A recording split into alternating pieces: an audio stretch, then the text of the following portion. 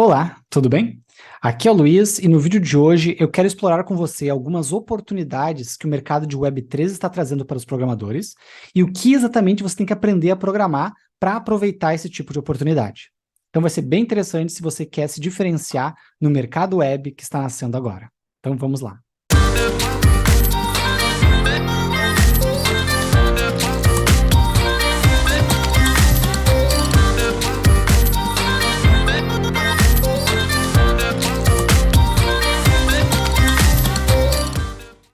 Falando um pouco de oportunidades, então, né? Porque a gente falar Web3 é uma coisa muito vaga, né? Muito aberta.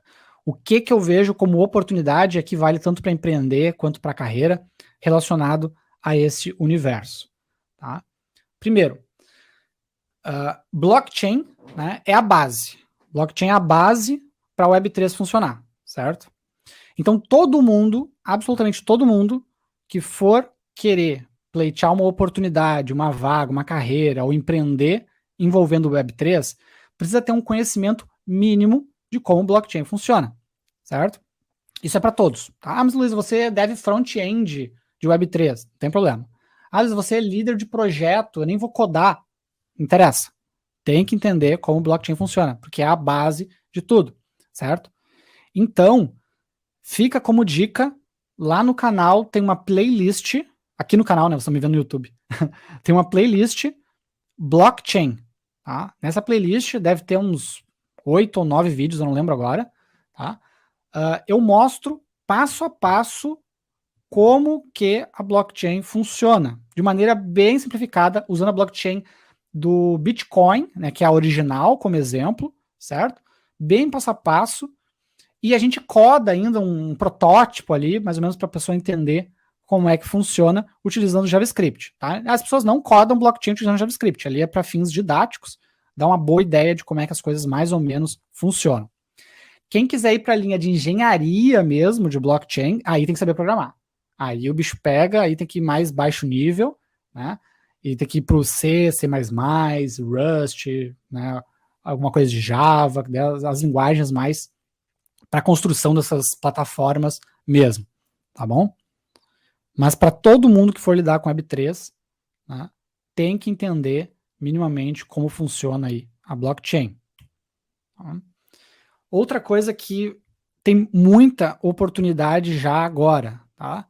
Todas as aplicações Web3, tá? Todas as aplicações Web3 que precisam de algum tipo de identificação, que precisam que você tenha um usuário, por exemplo, tá? Ou que envolvam algum tipo de pagamento, certo? Elas fazem isso, a identificação e o pagamento, através de carteiras, certo? As wallets. Então, se você parar para pensar, né, que fazendo um paralelo com a internet comercial, né? A internet comercial, a gente tem muita aplicação que precisa de usuário. A gente tem muita aplicação que envolve algum tipo de pagamento. A mesma coisa deve ser levada para o Web3, certo? Então, se no teu joguinho, né, eu vou ter algum tipo de pontuação, de ranking, de histórico, de interação entre usuários, etc., eu tenho que ter algum tipo de identificação do usuário. Quando eu falo identificação, não é que nem na Web 2 lá, vou exigir o CPF dele, não. A identificação é a chave da carteira dele, a chave pública da carteira, não a chave privada, tá? A chave pública da carteira. Então, eu saber me conectar na carteira, fazer uma autenticação, né, pedir uma assinatura, né, aprender como é que faz as transações, os pagamentos, transferência de moeda para cá, transferência de moeda para lá, certo? Cobrar taxas, esse tipo de coisa, é a base, né, para qualquer relação comercial na Web3 e qualquer identificação. Porque na Web3, a sua carteira é o seu ID, né, é o seu documento também, certo? Então é bem importante, isso vale para todo mundo, entender, no mínimo, como é que funcionam essas carteiras, como é que é feita a comunicação entre elas, como é que as transações acontecem, e quem for programar, de fato, dApps, né, que são aplicações para Web3, e até mesmo jogos também, ter que entender de integração, né, e execução de operações envolvendo carteiras. Tá? Aqui eu trago como exemplo a MetaMask, mas a MetaMask é uma dentre centenas, talvez milhares de carteiras existentes, certo? Mas eu trago ela porque aqui no canal também vocês encontram tutorial, mais de um, de como é que vocês fazem login utilizando a carteira MetaMask, como é que vocês transferem fundos, né, de uma carteira para outra, né? Como é que vocês assinam, né, com a carteira MetaMask para fazer uma assinatura digital, por exemplo, né? Esse tipo de coisa vocês encontram aqui no canal, né, bem passo a passo, como é que vocês podem estar fazendo, e outras carteiras, quando não é idêntico o funcionamento da MetaMask, é muito parecido, tá bom? É muito parecido. Então pode dar uma base aí bem importante para vocês, porque no mundo Web3, né, assim como aqui no mundo Web 2 a gente tem lá a integração com, né, com cartão de crédito, integração com boleto, na Web 3 os pagamentos todos são pelas carteiras de cripto. Então você tem que saber como se integra com elas, né, não apenas pelo pagamento, mas porque a identificação também é através delas. Tá? Outra oportunidade grande, como eu coloquei, talvez essa aqui seja maior até do que as outras duas, só que eu coloquei ela como terceiro, porque as outras duas, elas são meio que para todo mundo, né? E são mais simples de começar também os estudos. Mas, em número de vagas de oportunidades, né, aprender smart contracts é realmente mais onipresente, né? Tá mais aí o tempo todo nas vagas, tem mais vagas pedindo dev de smart contract. Tá? Então, assim, todo mundo que for trabalhar com Web3 tem que entender como é que funciona o smart contract. Tá? Eu percebi isso, ficou muito claro para mim, quando eu fui mexer com DEP pela primeira vez, e os meus fronts, para que eu conseguisse me comunicar, eu tinha que entender minimamente como é que funcionava o smart contract ao qual eu tinha que me comunicar. Né? Então, imaginem cada smart contract como se fosse uma API. Né? Você vai fazer uma integração lá com o Google Maps. Tá? Você tem que entender minimamente como a API funciona no Google Maps, senão você não vai conseguir fazer as chamadas, certo? Então, aqui é a mesma coisa. Qualquer área que você for trabalhar com Web3, você vai ter que entender o mínimo de funcionamento do smart contract. Agora, se você for virar dev, back-end, né, ou full stack em cima de Web3, aí você tem que saber como escrever e como publicar, né, os smart contracts na blockchain, né, ou porque tem mais de uma, né, nas blockchains aí que suportam smart contracts. Tá? Também é bom você saber como invocar smart contracts, né, chamar funções, né, invocar as funções, porque muitas vezes você vai se integrar em contratos já existentes. Né? Por exemplo, vou fazer lá um bot para uma DEX, por exemplo, para fazer negociações automatizadas numa DEX. Né? Eu tenho que entender o smart contract da DEX, saber como me integrar, como chamar os comandos da DEX e assim por diante. E uma habilidade que eu vejo sendo pouco falada, mas é importantíssima, né, é a gestão de custos. Tá? Por quê? Porque na Web3, né, toda vez que vocês forem registrar dados na blockchain, isso gera custos, certo? Gera custos, que é a taxa de gas lá na Ethereum, por exemplo. Então, o dev de smart contract, né, ele tem que ser um cara bom também em gerir custos, em fazer um smart contract performático, que consuma poucos recursos, né, que escreva poucos dados, só o essencial, né, porque isso acaba impactando diretamente no custo da aplicação. Tá? Então, seja você alguém que vai trabalhar criando tokens, criando dApps, ou criando só os contratos, tá? O conhecimento dos smart contracts aí, que é uma oportunidade enorme, é bem importante. Tá? Na sequência eu vou falar de algumas tecnologias mais específicas, tá? Que eu estou ainda um pouco mais geral.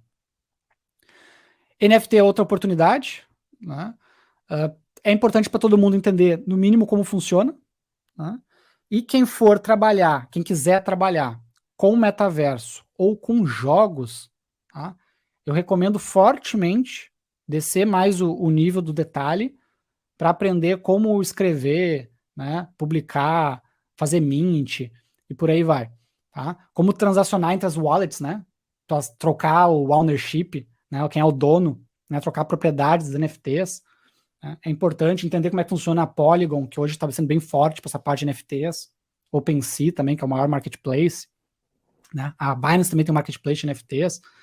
Então, assim, a NFT tem a parte que sai na mídia, que é os macacos, é as figurinhas e tudo mais, mas é muito maior do que isso, tá, gente? Isso aí é a parte que sai na mídia porque é muito surreal, né, as notícias.